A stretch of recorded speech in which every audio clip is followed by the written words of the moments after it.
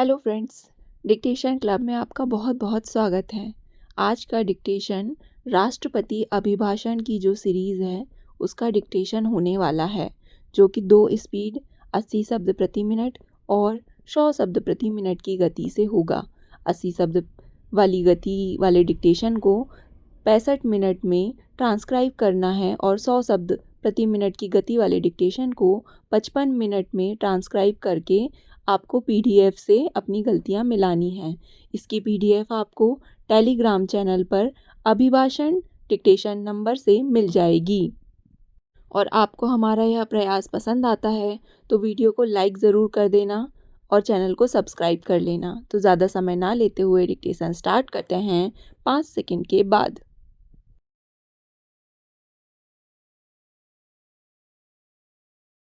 माननीय सदस्यगण, भारत जैसे राष्ट्र की आर्थिक प्रगति मध्यम वर्ग की आकांक्षाओं और उनकी पूर्ति पर निर्भर करती है। मध्यम वर्ग के सपने जितने बड़े होंगे, राष्ट्र की प्रगति उतनी ही अधिक होगी। मेरी सरकार ने पहली बार खुले तौर पर हर अवसर पर मध्यम वर्ग के योगदान को स्वीकार किया है और उसकी सराहना की है। सरकारी कर्मचारी मध्यम वर्ग के महत्वपूर्ण प्रतिनिधि भी हैं। हाल ही में मेरी सरकार ने सरकारी कर्मचारियों के कल्याण के लिए 8वें वेतन आयोग के गठन का निर्णय लिया है। यह निर्णय आने वाले वर्षों में सरकारी कर्मचारियों के वेतन में पर्याप्त वृद्धि की नींव रखेगा। इसके अतिरिक्त केंद्र सरकार ने एकीकृत पेंशन योजना के तहत लाखों कर्मचारियों को 50% सुनिश्चित पेंशन प्रदान करने का निर्णय लिया है, जिसका व्यापक रूप से स्वागत किया गया है। मेरी सरकार मध्यम वर्ग के घर मालिक बनने के सपने को साकार करने के लिए समान रूप से प्रतिबद्ध है। उनके सपनों को सुरक्षित रखने के लिए RERA जैसे कानून लागू किए गए हैं। गृह ऋण पर सब्सिडी प्रदान की जा रही है। उड़ान योजना के माध्यम से लगभग 1.5 करोड़ लोगों ने हवाई जहाज में यात्रा करने का अपना सपना पूरा किया है। जन औषधि केंद्रों द्वारा 80% रियायती दरों पर दवाइयाँ उपलब्ध कराने से नागरिकों को 30,000 करोड़ रुपए से अधिक की बचत करने में मदद मिली है।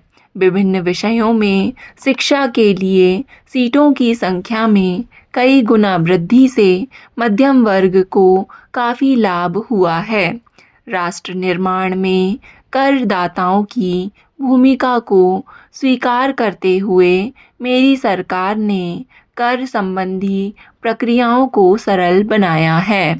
फेसलेस असेसमेंट शुरू करने से पारदर्शिता बढ़ी है और कर संबंधी विवाद कम हुए हैं।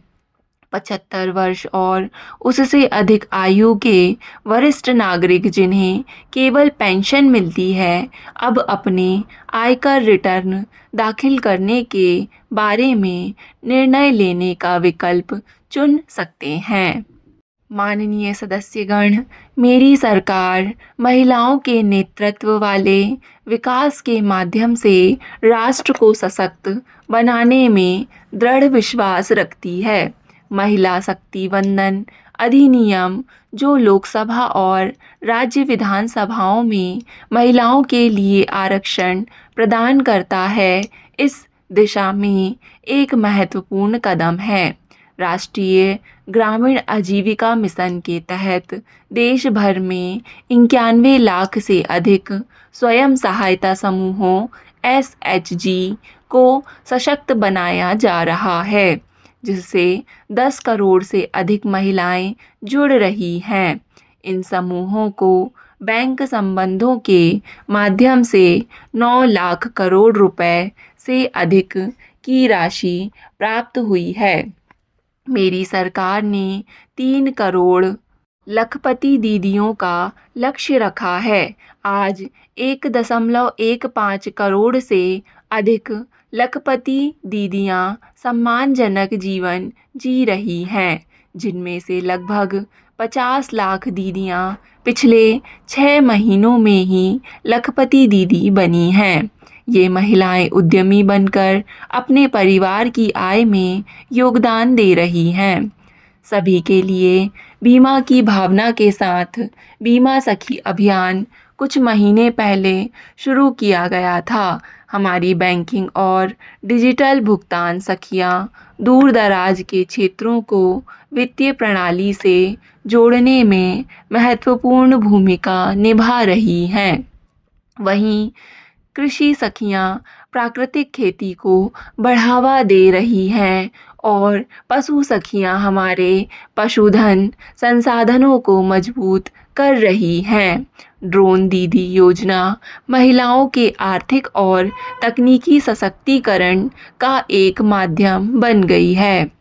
इस संसद के लिए यह गर्व की बात है कि भारत की बेटियां अब लड़ाकू विमान उड़ा रही हैं, पुलिस बल में शामिल हो रही हैं और कॉरपोरेट कंपनियों का नेतृत्व कर रही हैं। मेरी सरकार के फैसले के बाद लड़कियों ने कैडेट के रूप में राष्ट्रीय सैन्य विद्यालयों और राष्ट्रीय रक्षा अकादमी में दाखिला लेना शुरू कर दिया है। हमारी बेटियां भी ओलंपिक में पदक जीतकर देश का नाम रोशन कर रही हैं। इस संसद के माध्यम से मैं नारी शक्ति को हार्दिक बधाई देता हूँ। माननीय सदस्यगण, पिछले 1 दशक में भारत के युवाओं ने हर प्रमुख राष्ट्रीय प्रयास को आगे बढ़ाने की जिम्मेदारी संभाली है।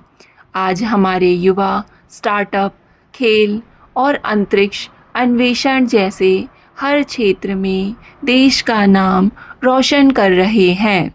लाखों युवा माई भारत पोर्टल के माध्यम से राष्ट्र निर्माण के प्रयासों में सक्रिय रूप से भाग ले रहे हैं। मेक इन इंडिया, आत्मनिर्भर Bharat, startup India, stand up India और डिजिटल इंडिया जैसी पहलों ने युवाओं के लिए रोजगार के अनेक अवसर पैदा किए हैं। पिछले 2 वर्षों में सरकार ने रिकॉर्ड 10 लाख स्थायी सरकारी नौकरियां प्रदान की हैं। युवाओं के कौशल को बढ़ाने और उनके लिए नए अवसर पैदा करने के लिए मेरी सरकार ने 2 लाख करोड़ रुपए के पैकेज को मंजूरी दी है। 1 करोड़ युवाओं के लिए इंटर्नशिप कार्यक्रम उन्हें वास्तविक कार्य वातावरण में व्यावहारिक अनुभव प्रदान करेगा।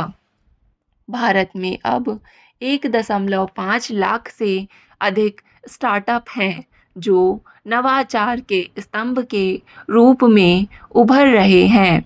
अंतरिक्ष क्षेत्र को बढ़ावा देने के लिए 1000 करोड़ रुपए का वेंचर कैपिटल फंड लॉन्च किया गया है। QS world future skill index 2025 में भारत वैश्विक स्तर पर दूसरे स्थान पर पहुंच गया है, जो फ्यूचर ऑफ वर्क श्रेणी में AI और डिजिटल प्रौद्योगिकी को अपनाने में नेतृत्व का प्रदर्शन करता है। इसी प्रकार वैश्विक नवाचार सूचकांक में भारत की रैंकिंग में उल्लेखनीय सुधार हुआ है और यह 76वें स्थान से 39वें स्थान पर पहुंच गया है। माननीय सदस्यगण, मेरी सरकार ने अर्थव्यवस्था को नीतिगत गतिरोध की स्थिति से बाहर निकालने के लिए दृढ़ संकल्प के साथ काम किया है। कोविड-19 महामारी, इसके बाद के प्रभावों और युद्ध संबंधी अनिश्चितताओं जैसी वैश्विक चिंताओं के बावजूद भारतीय अर्थव्यवस्था ने उल्लेखनीय स्थिरता और लचीलापन प्रदर्शित किया है, जो इसकी ताकत को साबित करता है। मेरी सरकार ने व्यापार करने में आसानी को बढ़ावा देने के लिए कई महत्वपूर्ण उपाय लागू किए हैं। एक राष्ट्र एक कर की भावना के साथ जीएसटी प्रणाली शुरू की गई थी, जिससे देश भर के सभी राज्यों को लाभ मिल रहा है। मेक इन इंडिया जैसी नीतियों के कारण कई प्रमुख वैश्विक ब्रांड अब गर्व से अपने उत्पादों पर मेड इन इंडिया का लेबल प्रदर्शित करते हैं। बच्चों में नवाचार को बढ़ावा देने के लिए विद्यालयों में 10,000 से अधिक अटल टिंकरिंग लैब स्थापित किए गए हैं। स्टॉप। डिक्टेशन पसंद आए तो वीडियो को लाइक तथा चैनल को सब्सक्राइब ज़रूर करें। धन्यवाद।